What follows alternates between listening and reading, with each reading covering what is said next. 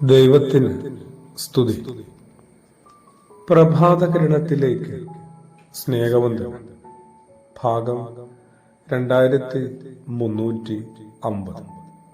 ഇന്ന് ജൂൺ മാസം 7-ാം തീയതി 158-ാമത്തെ ദിവസത്തിലെത്തി. എന്തുകൊണ്ടാണ് എൻ്റെ ജീവിതത്തിലും സന്തോഷമൊക്കെ ഇങ്ങനെ അകലെയായി പോകുന്നത്? ഏതൊരാളുടെയും ഒരു വലിയ ആശങ്കയും അന്വേഷണവുമാണ്. ജീവിതത്തിലെ ആഗ്രഹങ്ങളൊക്കെ പരിധി വിടുമ്പോഴാണ്, ജീവിതത്തിലെ ആഗ്രഹങ്ങളൊക്കെ വലിയ അത്യാഗ്രഹങ്ങളായി മാറുമ്പോഴാണ് ആനന്ദവും സന്തോഷവും ഒക്കെ അന്യമാകുന്നത്. എല്ലാവരും ആഗ്രഹിക്കുന്നത് ഉയർച്ചയും പെരുമയും ഒക്കെയാണ്. അതിലെന്തെങ്കിലും തെറ്റുണ്ടോ? ഒരു തെറ്റുമില്ല. അങ്ങനെയൊക്കെ ചില നല്ല കാര്യങ്ങൾ ഏതൊരാളും ആഗ്രഹിക്കുന്നേ.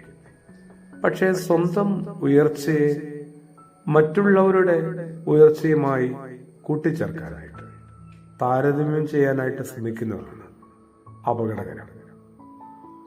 ഇന്നൊരു നല്ല ഞായർ ദിനമാണ്. അതുകൊണ്ട് തന്നെ പുലരിൽ കുറച്ചുകൂടി നമ്മൾ ഇങ്ങനെ മനസ്സോടെയാണെങ്കിലും ആക്റ്റീവ് ആകുന്നൊരു ദിവസമാണ്.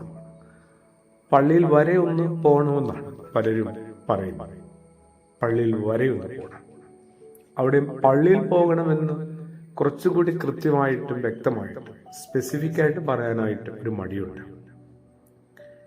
ജീവിതത്തിലെ ഈ അപകടകരമായ താരതമ്യപ്പെടുത്തലുകളൊന്ന് ഒഴിവാക്കിക്കൂടെ? എല്ലാ ജീവിതങ്ങളും താരതമ്യങ്ങൾക്ക് അപ്പുറമാണ്. അത് നമ്മൾ ബോധ്യപ്പെടണ്ടേ? ഒരു ചെറിയ തടാകത്തെ എങ്ങനെയാണ് ഒരു നദിയോട് താരതമ്യം ചെയ്യാൻ പറ്റുക? ഒരു ചെറു കുന്നിനെ എങ്ങനെയാണ് ഒരു വലിയ മലയോട് ഒപ്പം എത്തിക്കാൻ പറ്റുക? തങ്ങളുടെ പരിതസ്ഥിതിക്കും അഭിരുചികൾക്കും അനുസരിച്ചാണ് ഓരോരുത്തരും അവനവന്റെ ജീവിതം ക്രമീകരിക്കുന്നതും നിലനിർത്തുന്നതും വളർത്തുന്നതും അതിലൂടെ വളരുന്നതുമൊക്കെ. അതിനെക്കുറിച്ച് നമുക്ക് കുറച്ചും കൂടി ഒരു ധാരണ ഉണ്ടാവണ്ടേ?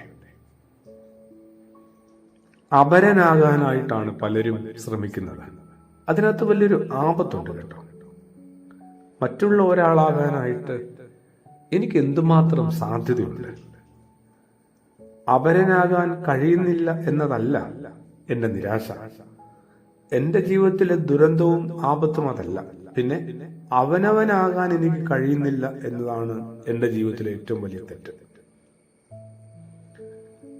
ആഗ്രഹങ്ങളില്ലാത്ത ജീവിതം ഉണങ്ങി വരേണ്ടതും ഉന്മേഷമില്ലാത്തതുമാകും.